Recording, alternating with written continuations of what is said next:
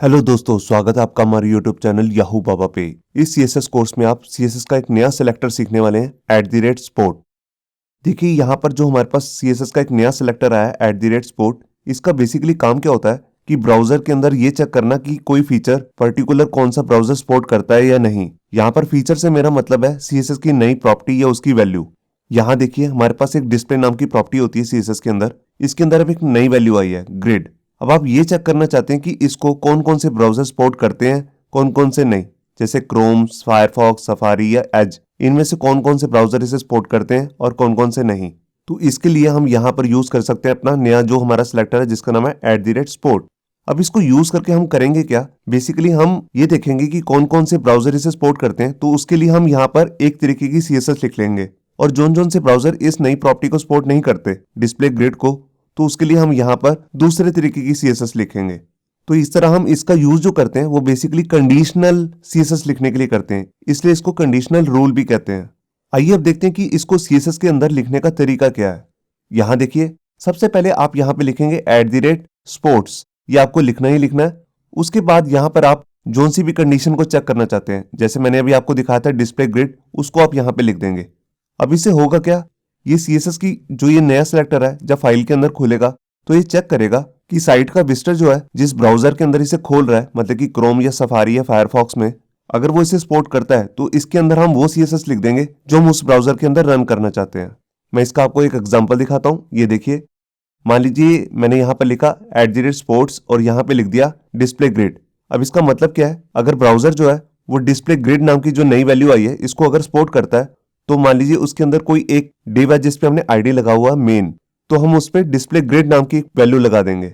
और इस sports selector से बाहर हम एक दूसरी प्रॉपर्टी बना लेंगे जिसमें हम लिख देंगे मेन डिस्प्ले ब्लॉक, मतलब कि जोन जोन से ब्राउजर इसे सपोर्ट नहीं करते उन पे तो सब पे ब्लॉक लग जाएगा, और जोन से ब्राउजर इस नई वैल्यू को सपोर्ट करते हैं उनमें लग जाएगा डिस्प्ले ग्रिड।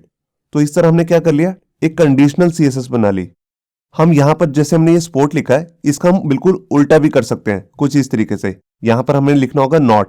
अब इसका मतलब क्या है कि जोन जोन से ब्राउजर जो है डिस्प्ले ग्रिड नाम की जो नई वैल्यू है इसको सपोर्ट नहीं करते, तो उनके लिए हम यहाँ पे सीएसएस लिख सकते हैं। तो यहाँ पे मैंने अंदर लिख दिया डिस्प्ले ब्लॉक। तो यहाँ पर हम विद सपोर्ट के साथ या नॉट विद के साथ यूज कर सकते हैं। तो यहाँ पर हमें जस्ट यहाँ पे नॉट लगाना है।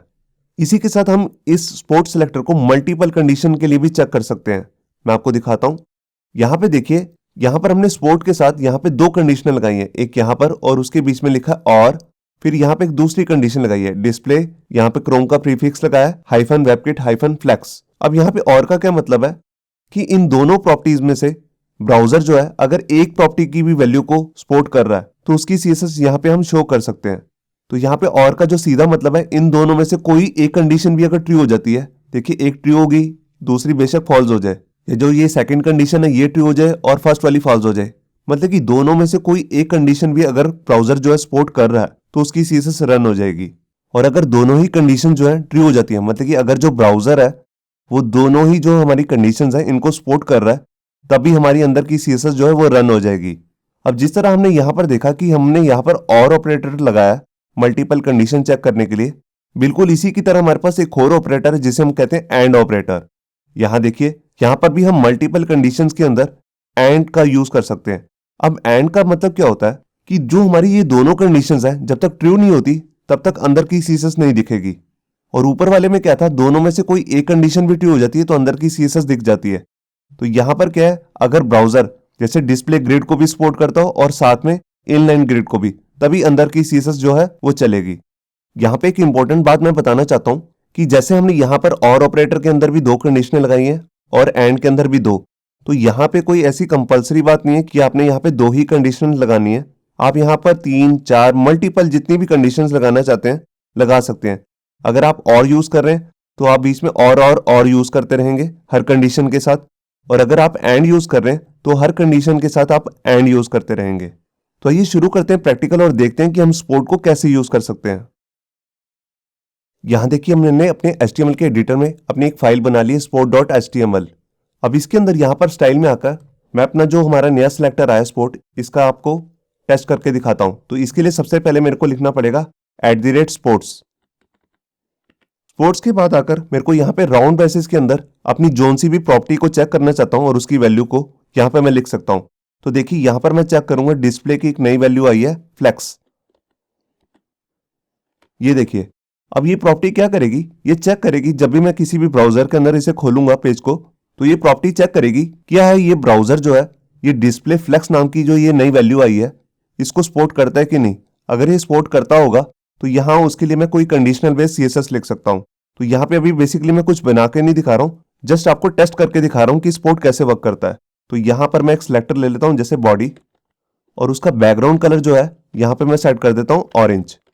ये देखिए, तो अगर कोई भी ब्राउजर फ्लेक्स नाम की जो नई वैल्यू है डिस्प्ले की इसको सपोर्ट करता होगा तो वहां पे बॉडी का जो बैकग्राउंड कलर है वो ऑरेंज हो जाएगा। तो देखिए यहां पर मैंने फाइल को सेव किया और ये देखिए क्रोम में यहां पर जो है बॉडी का कलर है वो ऑरेंज हो चुका है। इसका मतलब जो क्रोम है वो इस नई वैल्यू को सपोर्ट करता है डिस्प्ले की फ्लेक्स को।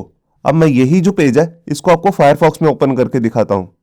ये देखिए यहां पर मैंने अपना फायरफॉक्स ओपन कर लिया। अब यहां पर आकर मैं पेज को रिफ्रेश करता हूं और ये देखिए ये भी ऑरेंज हो चुका है।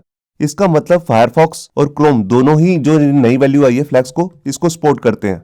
अब यहाँ पे मैं कोई नई ऐसी प्रॉपर्टी लेता हूं जो क्रोम या फायरफॉक्स दोनों में से कोई एक सपोर्ट ना करता हो। तो देखिए मैं यहाँ पर एक नई प्रॉपर्टी ले रहा हूं, टेक्स्ट अंडरलाइन ऑफसेट।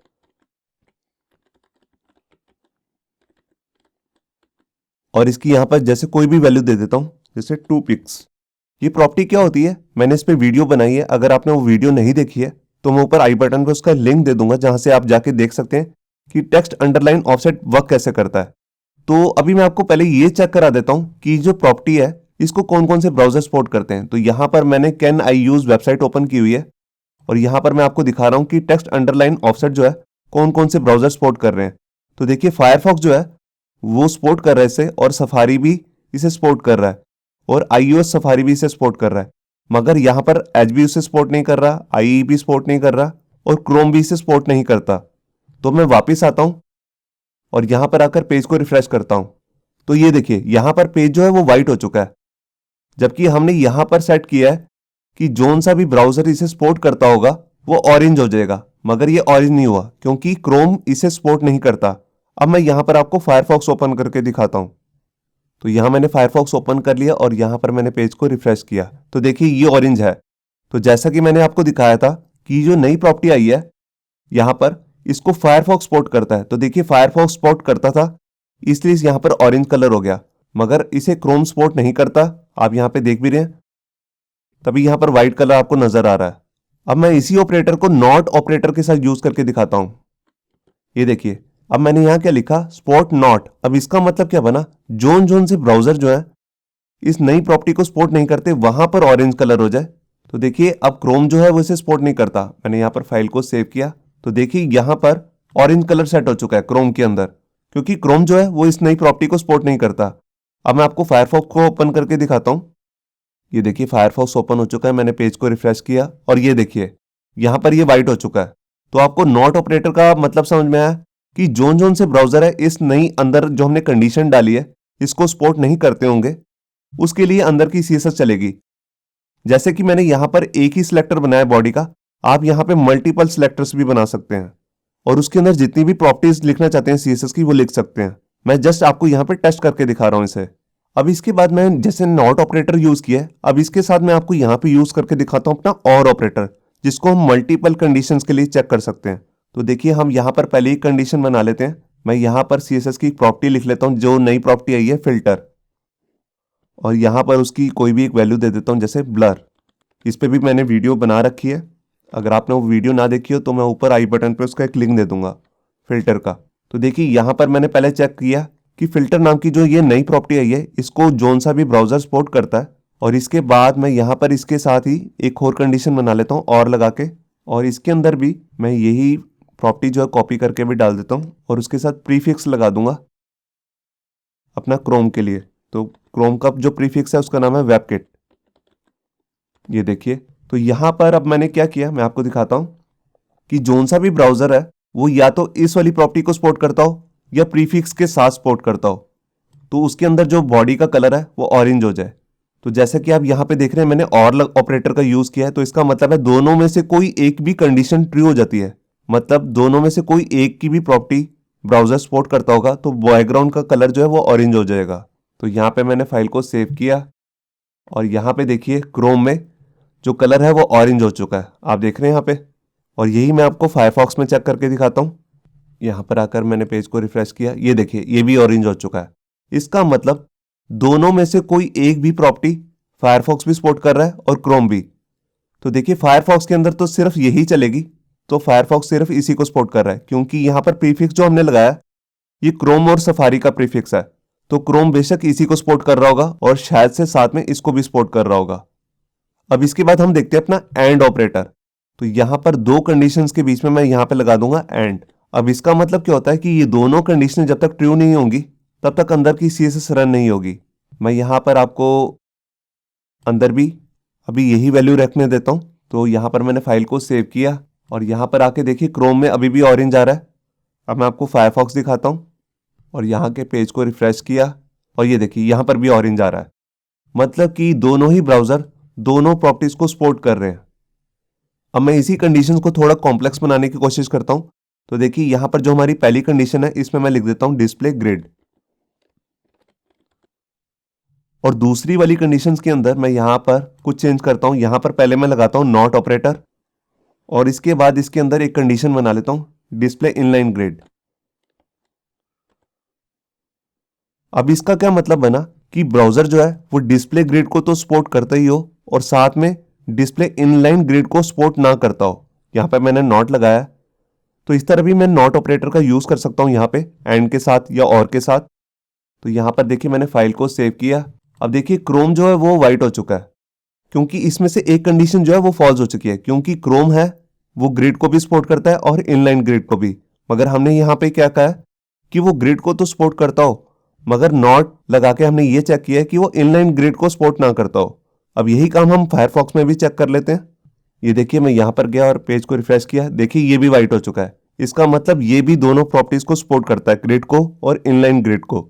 तो यहाँ पे आपने देखा कि कैसे हम एंड ऑपरेटर का यूज नॉट के साथ भी कर सकते हैं। अब मैं यहाँ पे आपको लास्ट एक एग्जांपल दिखा रहा हूँ।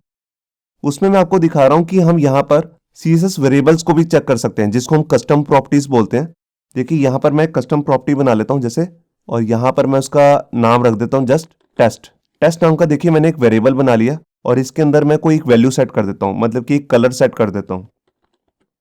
ये देखिए अब मैं क्या चाहता हूँ कि जोन सा भी ब्राउजर ये जो नई प्रॉपर्टी आई है वेरिएबल नाम की, अगर इसको सपोर्ट करता है तो यहाँ पर हमारा बॉडी के अंदर ये कलर सेट हो जाए, कौन सा, ग्रीन। तो इसके लिए मैं यहाँ पर इसी वेरिएबल का यूज करूंगा। अगर आपको ये नहीं पता कि वेरिएबल्स क्या होते हैं सीएसएस के अंदर, जो ये नई वैल्यूज आई हैं, तो इसका भी मैं आई बटन पे ऊपर लिंक दे दूंगा जहां से जाके आप देख सकते हैं। अब यहाँ पे मैंने फाइल को सेव किया, तो ये यहाँ पर मेरे को लगता नहीं चला नहीं है, वैसे सपोर्ट करता है। एक सेकंड, यहाँ कुछ दिक्कत हो सकती है। वो पहली दिक्कत यह है कि हमने यहाँ पर टेस्ट नाम का जो वेरिएबल लिया है उसी को यहाँ पे लिखना है, और यहाँ पर हमने सिर्फ टेस्ट को चेक किया है। यहाँ पर सपोर्ट के अंदर हमने इसको वेरिएबल को वैल्यू नहीं असाइन की। तो जैसे कि अगर आपने मेरी वीडियो देख रखी हो वेरिएबल्स की, सीएसएस वेरिएबल्स की, तो उसके अंदर हमें यहाँ पर बाहर पहले एक वेरिएबल बनाना भी पड़ेगा। तो उसके लिए हम यहाँ पर रूट सिलेक्टर यूज करते हैं। तो देखिए मैं यहाँ पर बना लेता हूँ रूट, और यहाँ पर मैं यही वाली वैल्यू को उठा के इसके अंदर डाल देता हूँ। अब यहाँ पर मैंने एक वेरिएबल बनाया और इसको एक वैल्यू असाइन कर दी ग्रीन। अब यहाँ पे जस्ट मैं चेक कर रहा हूँ कि टेस्ट नाम की जैसे हमने ये वेरिएबल बनाया इसको सपोर्ट करता भी है कि नहीं, ये वाला ब्राउजर जिसके अंदर मैं इसको खोलूंगा। तो अगर सपोर्ट करता होगा तो ये कलर सेट हो जाएगा। तो देखिए यहाँ पर मैंने फाइल को सेव किया और ये देखिए यहाँ पर ये ग्रीन हो चुका है। अब मैं आपको फायरफॉक्स भी ओपन करके दिखा देता हूँ, और यहाँ पे आकर मैंने पेज को रिफ्रेश किया और ये देखिए ये भी ग्रीन हो चुका है। अब आप यहाँ पे देख रहे हैं कि हम यहाँ पर कस्टम प्रॉपर्टीज जो होती है हमारी, ये इनको भी चेक कर सकते हैं स्पोर्ट के अंदर। तो ये हमारा था नया सिलेक्टर जिसका नाम है स्पोर्ट। अभी इसमें रिसर्च चल रही है और इसमें बाद में सिलेक्टर्स को भी हम यहाँ पे चेक कर सकेंगे। जैसे हम सिलेक्टर्स बनाते हैं कुछ इस तरीके के, जैसे यूएल के अंदर डायरेक्ट एलआई के लिए मैंने यहाँ पर एक सिलेक्टर बना लिया।